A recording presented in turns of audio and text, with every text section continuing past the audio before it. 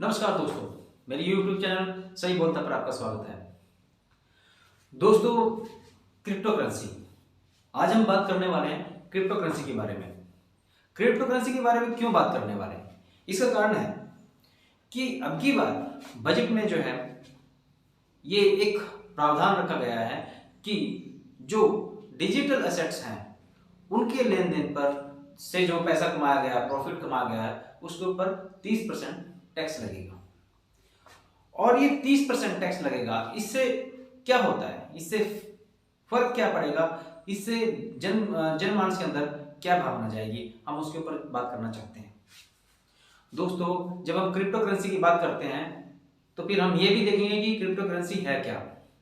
जो करेंसी आपके हाथ में है, जैसे 10 रुपए का नोट, 100 रुपए का नोट, 20 का नोट, 500 का नोट, उसको हमारा जो आरबीआई है वो बैकअप देता है। मतलब यहाँ पर उसकी वैल्यू हमारे जो आरबीआई प्रॉमिस करता है उसकी वजह से उसकी एक वैल्यू है। आपके हाथ में जो नोट हैं उनके ऊपर लिखा रहता है कि जो ये इस वैल्यू का जो इसकी जो वैल्यू है वो आरबीआई आपको देता है। अब हम बात करते हैं क्रिप्टो करेंसी की। क्रिप्टो करेंसी सिर्फ एक जो है वो इलेक्ट्रॉनिक फॉर्म में एक नंबर है। वो इलेक्ट्रॉनिक फॉर्म में एक नंबर है जो नंबर आपको दे दिया जाता है। ये एक इस तरह से है कि जैसे मैं किसी को एक पर्ची बना के दे दूं कि लो ये भाई 600 रुपए और आप 600 रुपए का सामान खरीद लो। और दोस्तों, यहां पर एक चीज ये भी है कि क्रिप्टो करेंसी से कोई सामान नहीं खरीदा जाता। आप जो करेंसी है इससे आप सामान खरीद सकते हैं, मगर क्रिप्टो करेंसी से सिर्फ आप क्रिप्टो करेंसी को ही खरीद सकते हैं या बेच सकते हैं। ये सिर्फ एक नंबर है और इन नंबर्स की वैल्यू बढ़ती है घटती है, वो किस पे डिपेंड करती है? इन नंबर्स की वैल्यू बढ़ना या घटना डिपेंड करता है कि क्रिप्टो करेंसी की मार्केट के ऊपर, या फिर ये कह लें कि क्रिप्टो करेंसी की जो वैल्यू है वो लोगों की भावना के अनुसार बढ़ती है और लोगों की भावना के अनुसार घटती है। भावना का यहाँ पे क्या है कि अगर लोगों को ये विश्वास है कि क्रिप्टो करेंसी जो है वो चलती रहेगी, जब तक ये विश्वास है उसकी वैल्यू बढ़ रही है। जब जिस दिन ये विश्वास खत्म हो गया उस दिन उसकी वैल्यू खत्म हो जाएगी। सरकार किस भावना के तहत क्रिप्टो करेंसी के ऊपर टैक्स लगा रही है? तो सरकार ये देखती है कि लोग क्रिप्टो करेंसी का इस्तेमाल कर रहे हैं और लोग उसके ऊपर प्रॉफिट कमा रहे हैं। तो सरकार ने ये देखा कि ये एक आय का अच्छा साधन होगा, यहां से हमें इनकम मिल सकती है, तो क्यों ना इसके ऊपर टैक्स लगा दिया जाए।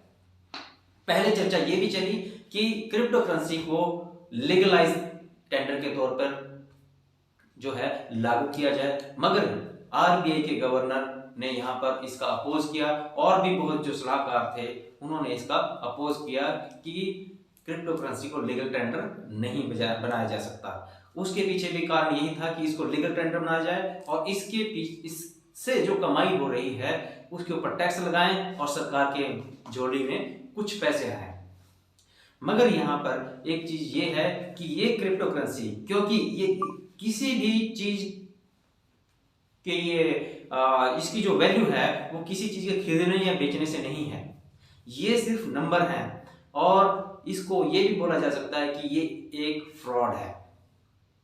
ये फ्रॉड इसलिए है कि मेरे पास जो 100 रुपए हैं मैंने कुछ बेचा नहीं, मगर मेरे पास क्रिप्टो करेंसी के तौर पर 100 कॉइन हैं। वो कहां से मेरे पास आए? मैं आपको जब उन 100 कॉइन्स को वैल्यू बढ़ाकर आपको बेचता हूं तो आप कोई सामान का आदान प्रदान नहीं कर रहे हैं, आप सिर्फ उस वैल्यू को बढ़ाकर ले रहे हैं। तो एक तरह से ये क्रिप्टो करेंसी अपने आप में एक फ्रॉड है।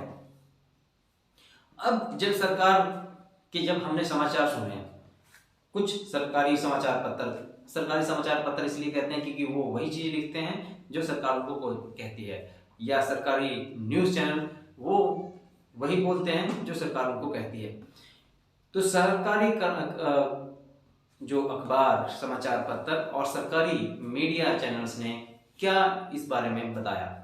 उन्होंने बताया कि इससे जो है ट्रांजैक्शन फास्ट हो जाएंगी, इससे ट्रांजैक्शन जल्दी हो जाएगी। तो इससे ट्रांजैक्शन जल्दी कैसे होगी? आज की तारीख में जब हम ट्रांजैक्शन करते हैं तो हम पैसे को नेफ्ट के तौर पर भेज सकते हैं, आरटीजीएस के तौर पर भेज सकते हैं, तो वहां पे भी ट्रांजैक्शन बहुत फास्ट है। आप इंस्टेंट पेमेंट कर सकते हैं, तो यहाँ पे ट्रांजैक्शन की कोई दिक्कत नहीं है। तो ट्रांजैक्शन की कोई दिक्कत नहीं है, अभी भी नहीं है। तो जब ये क्रिप्टो करेंसी आएगी तो इससे क्या बदलाव आएगा? यहां पर जो एक बदलाव देखा जा रहा है ये सिर्फ ये है कि सरकार इसके ऊपर टैक्स लगाकर पैसा कमाना चाहती है। दोस्तों, अगर सरकार इसके ऊपर टैक्स लगाकर पैसा कमाना चाहती है तो फिर हमें तो डर इस बात का है कि कहीं ऐसा ना उनको सलाह दी जाए कि भाई हिंदुस्तान में चोरियां बहुत हो रही हैं, भाई चोरी से जो लोग पैसा कमा रहे हैं उसके ऊपर भी टैक्स लगा दो। तो दोस्तों, इससे टैक्स की जब ये बात आई तो लोगों में ये भावना आई कि जो क्रिप्टो करेंसी है वो लीगल टेंडर हो जाएगा। और जब उनके अंदर ये भावना आ रही है, जो नहीं भी खरीदना चाहते थे वो भी अब खरीदना चाहते हैं। मतलब ये है कि जो फ्रॉड से बच रहे थे वो भी अब फ्रॉड में फंसते जा रहे हैं।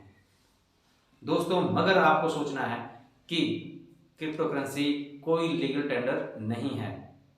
आज सरकार पैसा कमाना चाहती है, ये कल जो है ये बोल सकते हैं कि क्रिप्टो करेंसी अब लीगल टेंडर नहीं रहा।